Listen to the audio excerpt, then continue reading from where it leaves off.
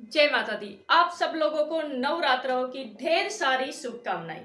चलिए इसी के साथ हम स्टार्ट करते हैं ओबीजी का इंट्रोडक्शन। ठीक है, तो आज हम इस ओबीजी जो है उसको स्टार्टिंग से पढ़ते हैं। सबसे पहले तो हमें ये पता होना चाहिए कि ओबीजी जो है उसका मतलब क्या है। ठीक है, तो जो ओबीजी सब्जेक्ट आप पढ़ते हो इसकी शॉर्ट फॉर्म होती है ओबीजी। तो इसकी फुल फॉर्म क्या होती है?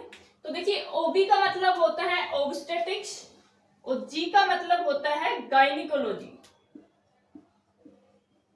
गायनिकोलॉजी। ठीक है, अब ऑब्स्टेटिक एंड गायनिकोलॉजी जो होती है, ये दोनों के दोनों सब्जेक्ट जो है वो क्या एक दूसरे से समान होते हैं, एक दूसरे से डिफरेंशिएट होते हैं। तो देखिए, ये एक दूसरे से बिल्कुल डिफरेंशिएट होते हैं। किस तरीके से एक दूसरे से डिफरेंट होते हैं ये?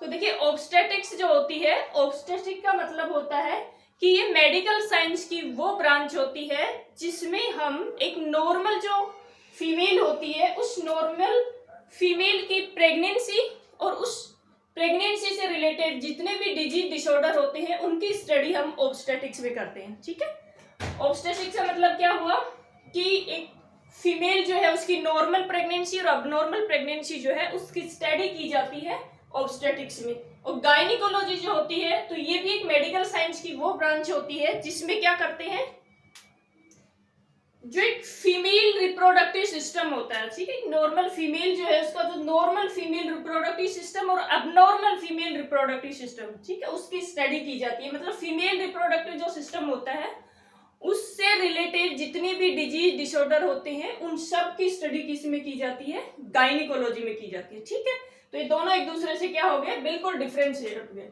ऑब्स्टेटिक्स में अपन ने बात की कि इसमें किसकी स्टडी की जाती है? फीमेल की नॉर्मल प्रेगनेंसी और उस प्रेगनेंसी से रिलेटेड जितने भी डिजीज डिसऑर्डर होते हैं उन सब की स्टडी किस में करते हैं? ऑब्स्टेटिक्स में। ठीक है, और गायनिकोलॉजी में अपन ने बात की कि इसमें क्या किया जाता है, एक जो फीमेल होती है उस फीमेल की नॉर्मल रिप्रोडक्टिव सिस्टम और अबनॉर्मल रिप्रोडक्टिव सिस्टम, ठीक है, इन दोनों की स्टडी किस में की जाती है? गायनिकोलॉजिस्ट में। अब नर्सिंग में क्या होता है, अपन ओबीजी जो है ऑब्स्टेटिक एंड गायनिकोलॉजी जो कंबाइंडली पढ़ते हैं। ठीक है, इसके अलावा जो एमबीबीएस का कोर्स होता है इसमें ये दोनों सब्जेक्ट अलग होते हैं और इसमें जो डॉक्टर होते हैं वो भी अलग होते हैं। जो ऑब्स्टिशियन होता है इसमें ये गायनिकोलॉजिस्ट होता है। ठीक है, दोनों का केस अलग होते हैं। इसके केस तो किससे रिलेटेड होते हैं? प्रेगनेंसी से रिलेटेड डिजीज डिसऑर्डर। ठीक है, और जो गायनिकोलॉजिस्ट होते हैं उनके केस क्या होते हैं? फीमेल रिप्रोडक्टिव सिस्टम और उस सिस्टम से रिलेटेड जो भी डिजीज डिसऑर्डर होते हैं वो वाले केस वो होल्ड करता है, हैंडल करता है। ठीक है, तो ये हो गया इसका इंट्रोडक्शन। अब अपन बात करते हैं जेम्स मैरियन सिम्स। अब जेम्स मैरियन सिम्स जो है इसको फादर ऑफ ओबीजी कहा जाता है। ओबीजी का फादर इसे कहा जाता है। ठीक है, ये क्वेश्चन कई बार एग्जाम में पूछा गया है कि father of obstetric and gynaecology. ठीक है, ऑब्स्टेटिक एंड गायनिकोलॉजी का फादर किसे कहते हैं? तो जेम्स मैरियन सिम्स को कहा जाता है। क्यों कहा जाता है? क्योंकि उस जमाने में महिलाओं में एक बहुत ही मोस्ट कॉमन टाइप की एक अबनॉर्मलिटी पाई जाती थी और वो जो अबनॉर्मलिटी थी वो थी वेसिको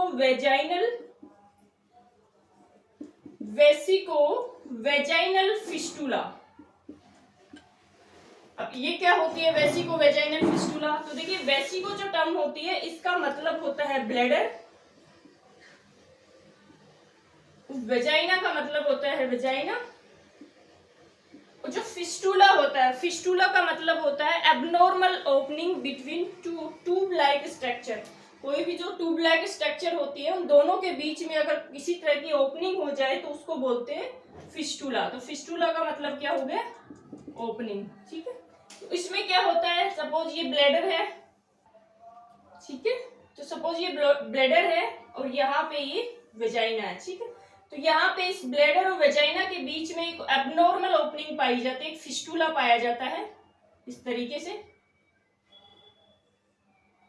इसको बोलते हैं वेसिको वेजाइनल फिस्टुला। अब इसकी वजह से क्या होता है कि फीमेल की वेजाइना से कंटिन्यू यूरिन लीकेज होता रहता है। ठीक है, तो कंटिन्यू यूरिन लीकेज रहेगा तो उससे बहुत बड़ी कॉम्प्लिकेशंस जो है वो उसमें देखने को मिलते हैं। तो उस जमाने में जो महिलाएं थी उनमें ये बहुत बड़ी प्रॉब्लम थी। ठीक है, उनको जो है यूटीआई और पीआईडी जैसे कॉम्प्लिकेशंस हो रहे थे और वो बहुत ही परेशान थी। तो उस टाइम में क्या हुआ कि इस जेम्स मैरियन सिम्स ने क्या किया, इस उस महिलाओं में इस बीमारी को जो है सबसे पहले उन्होंने डिस्कवर किया, उसके बाद इनको सर्जिकली इन्होंने ट्रीट भी किया, ठीक है। और इसके लिए उन्होंने क्या किया कि स्पेसिफिक इंस्ट्रूमेंट की खोज की, और वो जो स्पेसिफिक इंस्ट्रूमेंट है उसका नाम है वेजाइनल स्पेकुलम, जिनका नाम जो है इन्हीं के नाम से नहीं हो पा रहा यार, इंस्ट्रूमेंट की खोज की। और ये जो स्पेसिफिक इंस्ट्रूमेंट है इसका नाम इन्हीं के नाम से रखा गया। और क्या नाम रखा गया इनका नाम, सिम्स वेजाइनल स्पेकुलम, जिसको क्या कहा जाता है, सिम्स स्पेकुलम भी कहा जाता है।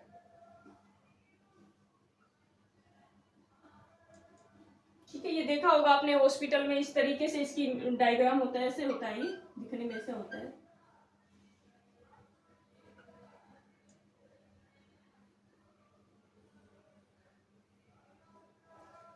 ये जो सिम्स स्पेकुलम होता है इसका क्या यूज होता है, तो इसके द्वारा क्या किया जाता है, वेजाइना को होल्ड किया जाता है और इससे वेजाइना और जो सर्विक्स होती है उसका डायरेक्ट विजुअलाइजेशन किया जाता है, ठीक है। तो इस वजह से क्या करते हैं, जेम्स मैरियन सिम्स जो है उसको क्या कहा जाता है, फादर ऑफ ओबीजी। क्यों कहा, तो अपन ने देखा कि उस टाइम जो है, उस जमाने में जो महिलाएं थी उनमें बहुत ही बड़ी अबनॉर्मलिटी पाई जाती थी। वो जो अबनॉर्मलिटी थी उसको, वो कौन सी थी, वेसिको वेजाइनल फिस्टुला, ठीक है। और इसमें क्या होता है, जो ब्लैडर और जो वेजाइना होती है उन दोनों के बीच में एक फिस्टुला पाया जाता है। और ये जो फिस्टुला होता है इसकी वजह से क्या होता है, फीमेल में कंटिन्यू उसकी वेजाइना से यूरिन का लीकेज होता रहता है, और इस यूरिन के लीकेज की वजह से उनमें सबसे ज्यादा यूटीआई और पीआईडी, पेल्विस इन्फ्लामेटरी डिजीज और यूरिनरी ट्रैक्ट इन्फेक्शन जैसी कॉम्प्लिकेशंस जो है वो उनमें देखने को मिले, ठीक है। तो इन्होंने क्या किया, सबसे पहले इस अबनॉर्मलिटी को आइडेंटिफाई किया, ठीक है, उसकी डिस्कवरी की, उसके बाद में इन्होंने इसको सर्जिकली ट्रीट भी किया, ठीक है। अब इसके लिए इन्होंने क्या किया कि स्पेसिफिक इंस्ट्रूमेंट की खोज की, जो क्या था, सिम्स वेजाइनल स्पेकुलम, जिसको सिम्स स्पेकुलम भी कहा जाता। तो इस वजह से इसको ओबीजी का फादर कहा जाता है। अब इसके लिए क्या किया गया, न्यूयॉर्क के सेंट्रल पार्क में इनकी एक स्टैचू बनाई गई, ठीक है, जिसको अब हटा दिया गया है। क्यों, क्योंकि इन्होंने क्या किया कि इस इंस्ट्रूमेंट का जो एक्सपेरिमेंट है वो निग्रो जाति की जो महिलाएं थी उस पे बिना एनेस्थीसिया और बिना प्राइवेसी को ध्यान में रखते हुए, बिना परमिशन ही उन्होंने इस इंस्ट्रूमेंट का यूज किया, एक्सपेरिमेंट किया। इस वजह से उस जनजाति की महिलाओं ने फिर उनका विरोध किया, और विरोध करने के बाद इनका जब ऑब्जेक्शन हुआ तो इसकी जो स्टैचू है उसको वहां से हटा दिया गया, ठीक है। तो ये है इंट्रोडक्शन ऑफ ओबीजी, ठीक है। ओबीजी के इंट्रोडक्शन में अपन ने क्या देखा, सबसे पहले अपन ने ये देखा कि जो ओबीजी होती है वो किससे, तो ओबीजी का मतलब होता है ऑब्स्टेटिक एंड गायनिकोलॉजी, ठीक है। इसके बाद में अपन ने बात की कि ऑब्स्टेटिक क्या होता है और गायनिकोलॉजी क्या होता है, ठीक है। तो उसमें अपन ने बताया कि ऑब्स्टेटिक जो होती है इसमें तो क्या करते हैं, प्रेगनेंसी और प्रेगनेंसी से रिलेटेड डिजीज डिसऑर्डर की स्टडी की जाती है।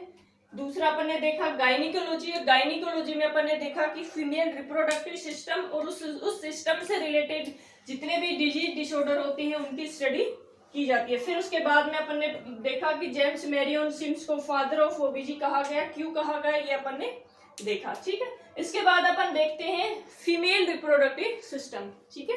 तो देखिए फीमेल रिप्रोडक्टिव सिस्टम क्या होता है।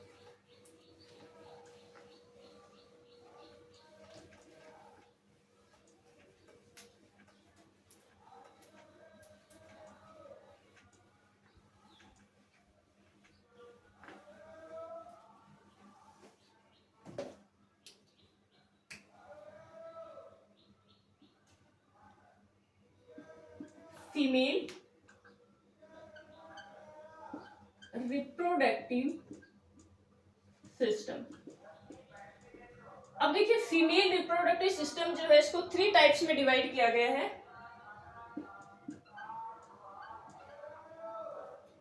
सबसे पहले होता है टाइप फर्स्ट, इसमें आता है external genital organ, external genital organ. और जो एक्सटर्नल जेनाइटल ऑर्गन होता है इसको वल्वा या प्यूडेंडम भी कहा जाता है।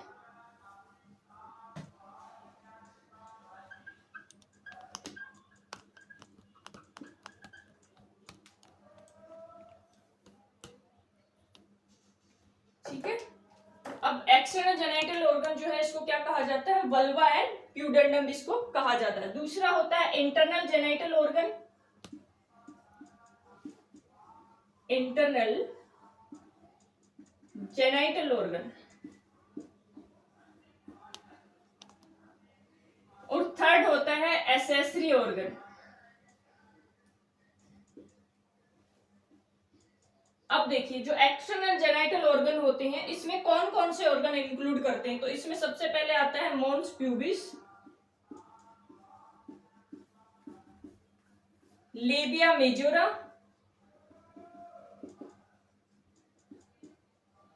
लेबिया माइनोरा, वेस्टिबुल,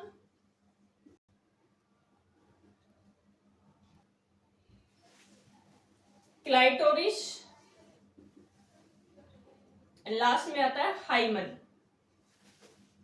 ठीक है, तो ये सारे के सारे ऑर्गन जो है उसको अपन इंक्लूड करते हैं एक्सटर्नल जेनाइटल ऑर्गन। ठीक है, कौन कौन से हैं, मोन्स प्यूबिस हो गया, लेबिया majora, labia minora, vestibule, clitoris और हाइमन। ठीक है, इसके बाद अपन बात करते हैं इंटरनल जेनाइटल ऑर्गन। अब देखिए इंटरनल जेनाइटल ऑर्गन में कौन कौन से ऑर्गन हम इंक्लूड करते हैं, तो सबसे पहले इसमें आता है वेजाइना, उसके बाद में आता है यूट्रस, फैलोपियन ट्यूब और लास्ट आता है ओवरी। ठीक है, तो इसमें अपन इंक्लूड करते हैं वेजाइना, यूट्रस, फैलोपियन ट्यूब और ओवरी। तीसरा होता है एसेसरी ऑर्गन। एसेसरी ऑर्गन का मतलब होता है सहायक ऑर्गन। ठीक है, इसमें अपन इंक्लूड करते हैं ब्रेस्ट को। तो ये होता है फीमेल रिप्रोडक्टिव सिस्टम जो है उसको अपन ने 3 टाइप में डिवाइड किया गया है। एक होता है एक्सटर्नल जेनाइटल ऑर्गन, ठीक है, दूसरा होता है इंटरनल जेनाइटल ऑर्गन और लास्ट तीसरा होता है एसेसरी ऑर्गन। ठीक है, जो एक्सटर्नल जेनाइटल ऑर्गन होता है उसको क्या कहा जाता है, वल्वा या प्यूडेंडम भी कहा जाता है और ये सारे के सारे ऑर्गन जो है इसमें इंक्लूड होते हैं। ठीक है, दूसरा इंटरनल जेनाइटल ऑर्गन जो है उसमें ये सारे ऑर्गन इंक्लूड होते हैं। अब अपन बात करते हैं इंटरनल जेनाइटल ऑर्गन। ठीक है, और इंटरनल जेनाइटल ऑर्गन में भी सबसे पहले हम बात करते हैं वेजाइना की।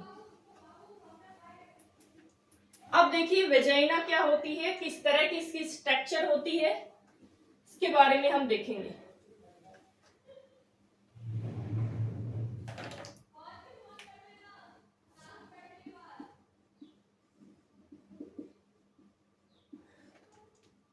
वेजाइना जो होती है वो एक होलो मस्कुलर ऑर्गन होता है। क्या है ये, होलो मस्कुलर ऑर्गन है। अगर स्ट्रक्चर की हम बात करें तो इस तरीके से इसकी स्ट्रक्चर होती है।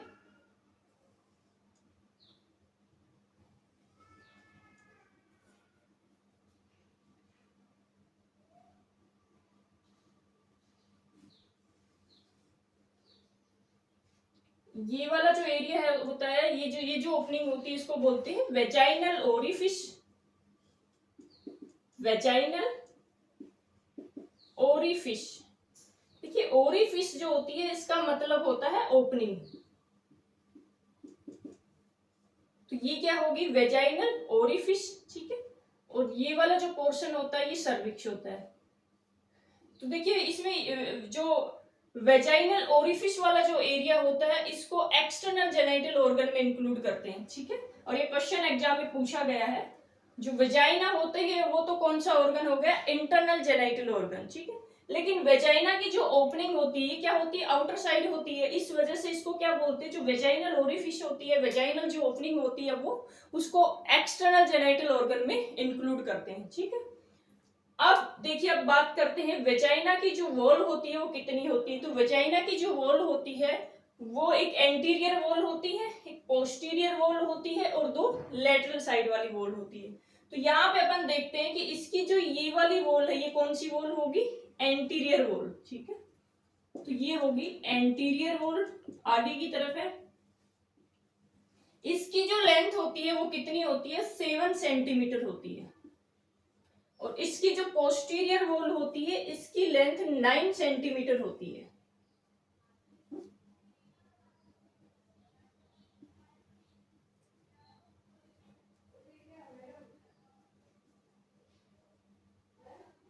तो देखिए वेजाइना की जो एंटीरियर वॉल होती है इसकी लेंथ अपन ने देखी कितनी है, 7 सेंटीमीटर होती है, और इसकी जो पोस्ट 9 सेंटीमीटर होती है। ठीक है, तो ऐसा क्यों होता है, तो देखिए जब अपन वेजाइना की लॉन्ग एक्सिस अपन देखे यहाँ से, और इधर से हॉरिजॉन्टल लॉन्ग एक्सिस अपन देखे, तो यहाँ पे ये वेजाइनल लॉन्ग एक्सिस जो होती है वो इस हॉरिजॉन्टल लॉन्ग एक्सिस से आगे की तरफ 45 डिग्री आगे की तरफ झुकी हुई होती है। ठीक है, तो ये क्या है, जैसे वेजाइनल लॉन्ग एक्सिस होगी,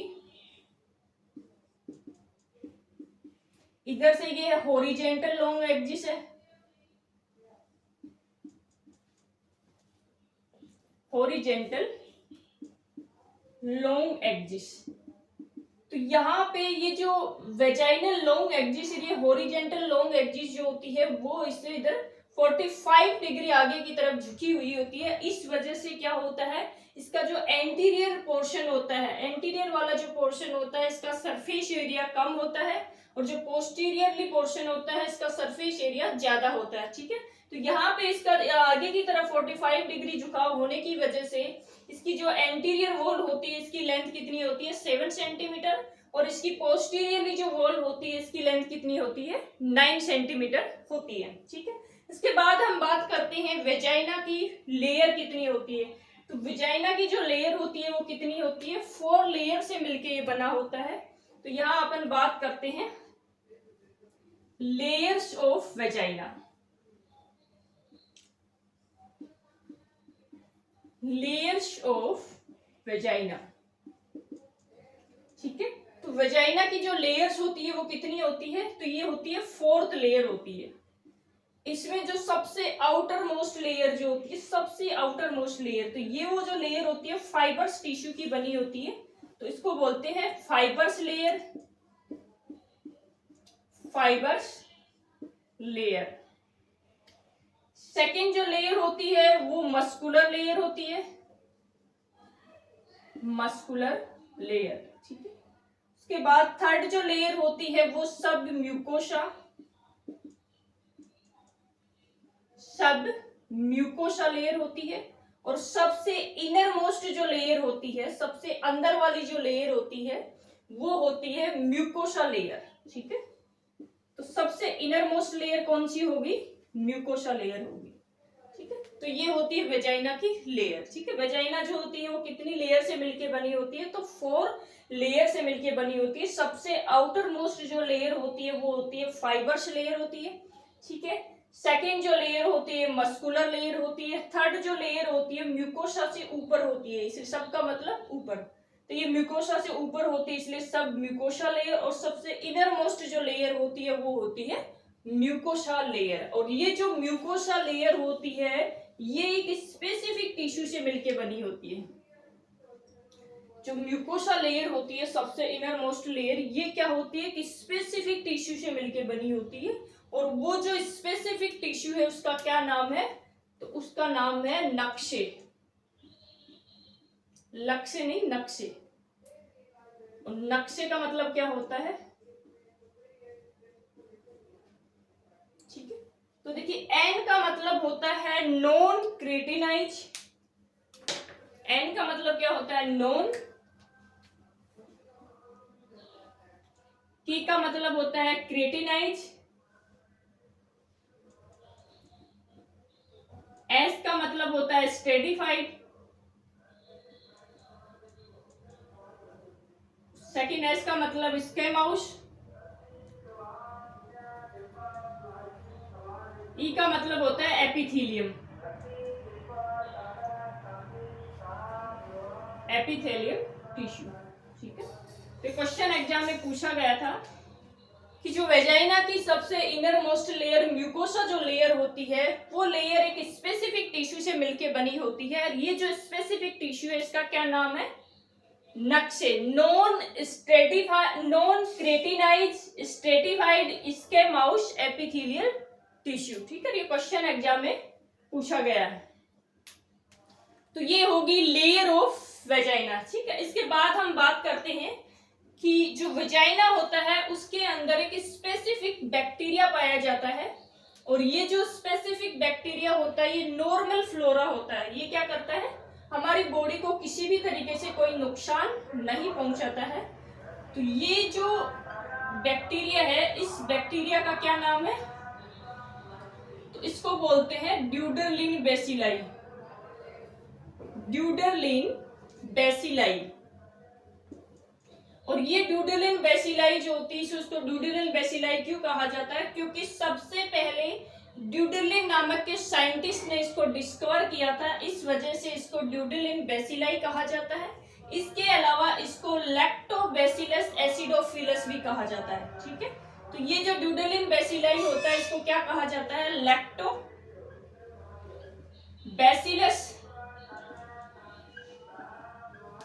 एसिडोफिलस भी कहा जाता है। क्यों कहा जाता है इसको लैक्टोबैसिलस एसिडोफिलस, तो ये क्या करता है, जो बॉडी के अंदर स्टोरेज जो ग्लाइकोजन होती है, देखिए ग्लूकोज जो होती है वो बॉडी की में जब स्टोर होता है तो उसकी स्टोरेज जो फॉर्म होती है वो कौन सी होती है, ग्लाइकोजन में। वो क्या होता है, ग्लाइकोजन में चेंज होके और फिर बॉडी में स्टोर होता है। तो यहाँ पे जो वेजाइना की वॉल होती है उसके अंदर जो स्टोरेज ग्लाइकोजन होता है, तो यहाँ पे अपन बात की, ये जो स्टोरेज ग्लाइकोजन है, इस स्टोरेज ग्लाइकोजन को ये ड्यूडरलिन बेसिलाई क्या करता है, ड्यूडरलिन बेसिलाई। तो ये ड्यूडरलिन बेसिलाई क्या करता है, इसको ग्लाइकोजन को लैक्टिक एसिड में चेंज कर देता है, और लैक्टिक एसिड में चेंज होने की वजह से इसको क्या कहते हैं, लैक्टोबैसिलस। ठीक है, लैक्टो का मतलब ये लैक्टिक एसिड बनाता है, बैसिलस का मतलब बैक्टीरिया जो है ये बैसिलस फॉर्म होती है इसकी, और इस लैक्टिक एसिड की वजह से वेजाइना की पीएच जो होती है वो हाईली एसिडिक हो जाती है। ठीक है, और वेजाइना की पीएच जो है वो कितनी हो जाती होती है, लगभग 3.5 से 4.5, यानी हाईली एसिडिक होती है। किसकी वजह से हो रही है, इस ड्यूडरलिन बेसिलाई जो है इसकी वजह से।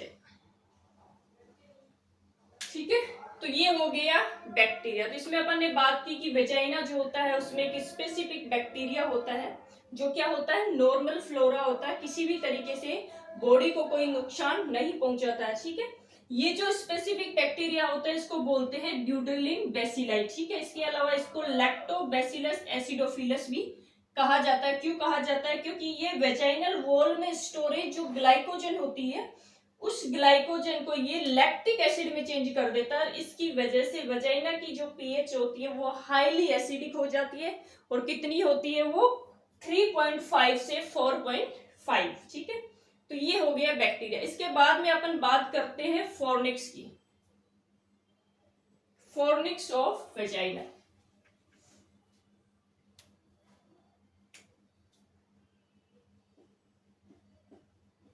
Fornix of vagina. तो फॉर्निक्स क्या होती है, ठीक है, फॉर्निक्स का मतलब होता है कि स्पेस बिटवीन वेजाइनल वॉल और सर्विक्स वॉल। ठीक है, तो यहाँ पे ये वेजाइना की वॉल और सर्विक्स की जो वॉल होती है, इन दोनों के बीच का जो स्पेस होता है उस स्पेस को क्या कहा जाता है, फॉर्निक्स कहा जाता है। ठीक है, और ये जो फॉर्निक्स होते हैं, फॉर्निक्स का मतलब क्या हो गया, space between vaginal and cervical wall. ठीक है, तो यहाँ पे ये जो फॉर्निक्स होते हैं 4 से याद रख सकते हो, कितने होते हैं टोटल, ये 4 होते हैं। कौन कौन से होते हैं, तो एक तो होता है एंटीरियर फॉर्निक्स, एंटीरियर फॉर्निक्स जो नंबर में कितना होता है 1। ठीक है, दूसरा होता है पोस्टीरियर फॉर्निक्स, और ये भी क्या होता है, नंबर में कितना होता है 1। ठीक है, तीसरा जो होता है वो होता है लेटरल फॉर्निक्स, और जो लेटरल फॉर्निक्स होते हैं दोनों साइडों में होते हैं, तो कितने होते हैं टोटल, ये 2। तो टोटल कितना हो गया 4। ठीक है, तो फोर्निक्स जो होते हैं, वेजाइनल जो फोर्निक्स होते हैं वो टोटल कितने होते हैं? 4 होते हैं। एक होता है एंटीरियर फोर्निक्स। एंटीरियर फोर्निक्स का मतलब होता है कि वेजाइना की जो एंटीरियर वॉल होती है और जो सर्विक्स की एंटीरियर वॉल होती है, इन दोनों के बीच का जो स्पेस होता है ये कौन सा होता है? Anterior fornix. और वेजाइना की पोस्टीरियर वॉल और सर्विक्स की जो पोस्टीरियर वॉल होती है, इन दोनों के बीच का जो स्पेस होता है इसको बोलते हैं पोस्टीरियर फोर्निक्स। ठीक है, और ये भी नंबर में कितना होता है? 1 होता है। उसके बाद अपन बात करते हैं कि सर्विक्स जो है इसकी लेटरल वॉल और इधर से ये वेजाइना की लेटरल वॉल, इन दोनों के बीच का जो स्पेस होता है इसको क्या बोलते हैं? Lateral fornix. और ये दोनों साइडों में होता है, तो टोटल कितने होते हैं? 2 होते हैं। ठीक है, अब टोटल फोर्निक्स की हम बात करें तो वो कितने हो गए? ये 4 हो गए। ठीक है, तो ये होता है फोर्निक्स ऑफ वेजाइना। ठीक है, इसके बाद में अपन बात करते हैं कि जो वेजाइना होते हैं उसका क्या फंक्शन होता है। तो देखिए यहाँ पे अपन देखते हैं function of vagina. Function of vagina, तो जो वेजाइना होती है उसका क्या फंक्शन होता है? तो सबसे पहले ये क्या है? Organ of copulation. ठीक है, वेजाइना जो है वो क्या है? Organ of copulation. और जो कैपुटेशन शब्द होता है उसका मतलब क्या होता है? Receiver of sperm. कैपुटेशन जो होता है, क्वेश्चन पूछा भी गया है, तो कैपुटेशन का मतलब क्या होता है? Receiver of sperm. तो वेजाइना के थ्रू क्या होता है? स्पर्म को रिसीव किया जाता है। Receiver of sperm. ठीक है, इसी को बोलते हैं कैपुटेशन। ठीक है, दूसरा फंक्शन क्या होता है? ये क्या करता है? पहला फंक्शन क्या करता है कि ये वेजाइना जो होता है वो स्पर्म जो होता है उसको रिसीव करता है।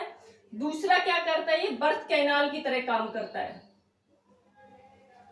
ठीक है, बच्चे की डिलीवरी जो होती है उसी से होती है, इसी वे से होती है, तो ये बर्थ कैनाल का काम करता है। तीसरा होता है एक्सक्रिएटरी ऑर्गन।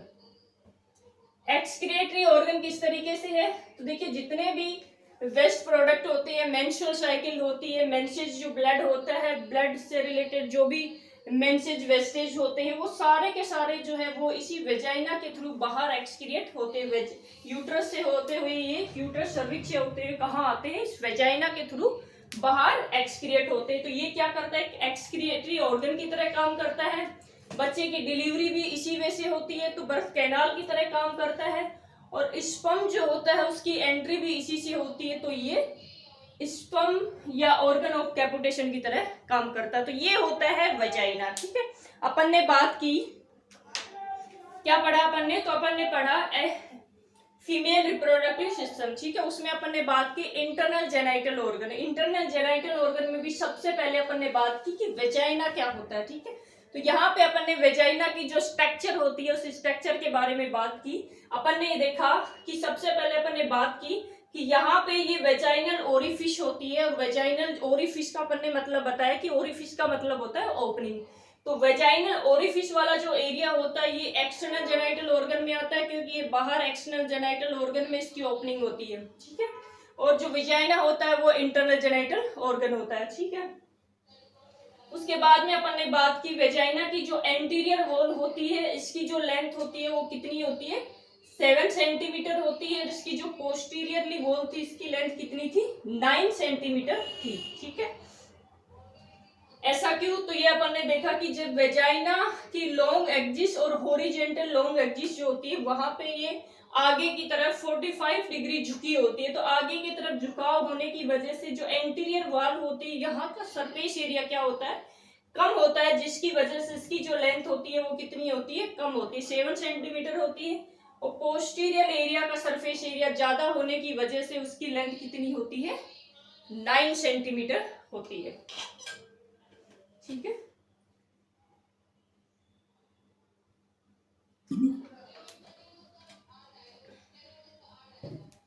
ठीक है, तो ये अपने वॉल की बात। इसके बाद में अपने लेयर्स ऑफ वेजाइना की बात की। तो वेजाइना जो होती है वो कितनी लेयर से मिलके बनी होती है? तो इसमें अपन ने देखा कि वेजाइना जो होती है वो 4 लेयर से मिलके बनी होती है। ठीक है, तो इसमें जो सबसे आउटर मोस्ट लेयर होती है वो फाइबर्स टिश्यू की बनी होती है, इसको इसलिए इसको क्या कहा जाता है? फाइबर्स लेयर कहा जाता है। उसके बाद में दूसरी सेकंड जो लेयर होती है वो क्या? मसल से मिलके बनी होती है, और मसल से बनी होने की वजह से इसको क्या बोला जाता है? सब सॉरी मसल्स की वजह से इसको क्या बोलते हैं, मस्कुलर लेयर, ठीक है। उसके बाद अपन ने बात की कि तीसरी थर्ड जो लेयर होती है वो क्या है, सब म्यूकोसा है। क्यों, क्योंकि ये म्यूकोसा के जस्ट ऊपर की तरफ आई जाती है, इसलिए इसको क्या बोलते हैं, सब म्यूकोसा बोला जाता है, ठीक है। और सबसे अंदर जो सबसे इनर मोस्ट लेयर होती है वो कौन सी होती है, म्यूकोसा लेयर होती है, ठीक है। और यहाँ पे अपन ने देखा कि जो म्यूकोसा लेयर होती है वो म्यूकोसा लेयर क्या होती है कि स्पेसिफिक टिश्यू से मिलके बनी होती है। इस स्पेसिफिक टिश्यू को याद रखने के तरीके से अपन ने नाम दिया नक्शे, ठीक है। कौन सा स्पेसिफिक टिश्यू इसमें पाया जाता है, नक्शे इसमें पाया जाता है,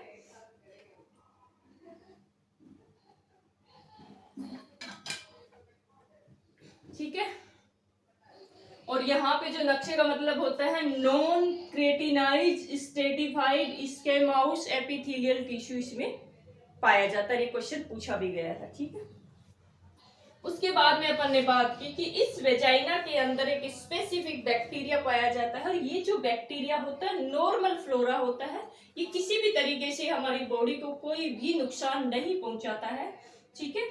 और ये क्या करता है, वेजाइना की जो पीएच होती है उसको क्या करता है, एसिडिक करता है, ठीक है। और ये जो बैक्टीरिया होता है इसका क्या नाम है, इसको ड्यूडेलिन बेसिलाई कहा जाता है। ये अपन ने देखा कि इसको ड्यूडेलिन बेसिलाई क्यों कहा जाता है, क्योंकि ड्यूडेलिन नामक के साइंटिस्ट ने सबसे पहले इसको डिस्कवर किया था, इसीलिए उसी के नाम से इनको क्या कहा जाता है, ड्यूडेलिन बेसिलाई। उसके बाद अपन ने देखा कि इसको लैक्टोबैसिलस एसिडोफिलस भी कहा जाता है। तो क्यों कहा जाता है लैक्टोबैसिलस एसिडोफिलस, ये अपन ने देखा कि ये क्या करता है, वेजाइना की वॉल में जो स्टोरेज ग्लाइकोजन होती है उसको ये लैक्टिक एसिड में चेंज कर देता है। लैक्टिक एसिड की वजह से लैक्टोबैसिलाई, ये बेसिलाई बैक्टीरिया होता है, एसिड का मतलब इसकी वजह से क्या होता है, वेजाइना की जो पीएच होती है वो क्या हो जाती है, हाईली एसिडिक हो जाती है, ठीक है। तो इसलिए इसको क्या कहा जाता है, लैक्टोबैसिलस एसिडोफिलस, ठीक है। उसके बाद अपन ने बात की फोर्निक्स की। फोर्निक्स में अपन ने देखा कि इस वेजाइना की जो ये वॉल होती है, इधर से जो सर्विक्स की वॉल होती है, इन दोनों के बीच का जो स्पेस होता है उसको क्या कहते हैं, फोर्निक्स कहते हैं, ठीक है। और यहाँ पर ने देखा कितने होते हैं, 4 होते हैं। एक तो होता है जो सर्विक्स होती है उसकी एंटीरियर वॉल, और यहाँ पे जो वेजाइना होती है इसकी एंटीरियर वॉल, इन दोनों के बीच का स्पेस होता है एंटीरियर फोर्निक्स। पोस्टीरियर वॉल के बीच का स्पेस हो गया पोस्टीरियर फोर्निक्स, और दोनों लेटरल साइड में जो होता है लेटरल फोर्निक्स होता है। टोटल अपन ने बात की कितने होते हैं, 4 होते हैं। इसके बाद अपन ने बात की कि जो वेजाइना होती है उसकी फंक्शन क्या होते हैं। इसमें अपन ने देखा कि ये क्या करती है, ऑर्गन ऑफ कैपुटेशन का काम करती है, ठीक है। दूसरा होता है बर्थ कैनाल का काम करती है, और थर्ड जो होता है ये क्या करती है, एक्सक्रिएटरी ऑर्गन का काम करती है, ठीक है। तो ये होती है वेजाइना, ठीक है। इसके बाद अपन बात करेंगे कि यूट्रस क्या होता है, यूट्रस की स्ट्रक्चर क्या होती है, यूट्रस का फंक्शन क्या होता है, ठीक है। Okay, thank you.